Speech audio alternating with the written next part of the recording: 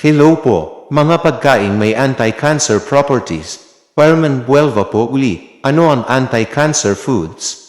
Ang mga pagkaing may anti-cancer properties ay mga pagkain na mayaman sa nutrients at compounds na maaaring makatulong sa pag-iwas o paglaban sa cancer.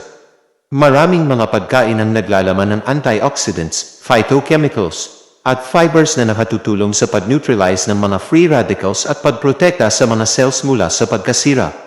Una, broccoli at iba pang cruciferous vegetable. Ang mga gulay tulad ng broccoli, cauliflower, at repolyo ay mayaman sa sulforaphane, isang compound na tumutulong sa pag-detoxify ng mga carcinogens at pagpapalakas ng immune system. Pangalawa, bawang at sibuyas. Ang bawang ay kilala sa kanyang allicin content na may anti-inflammatory at immune-boosting effects.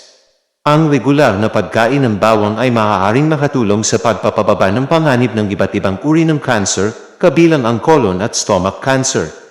Pangatlo, luya at turmeric. Ang mga pampalasa tulad ng luya at turmeric ay naglalaman ng powerful antioxidants na curcumin, na may anti-inflammatory effects at maaaring makatulong sa pagpapabagal ng paglago ng cancer cells.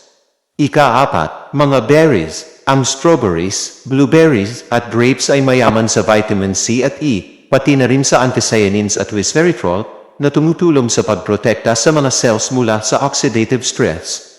Ika-lima, kamatis. Ang lycopene, isang powerful antioxidant na makikita sa kamatis, ay kilala sa kanyang kakayahang magpababa ng panganib ng prostate cancer at iba pang uri ng cancer. Ingat po palagi. God bless po.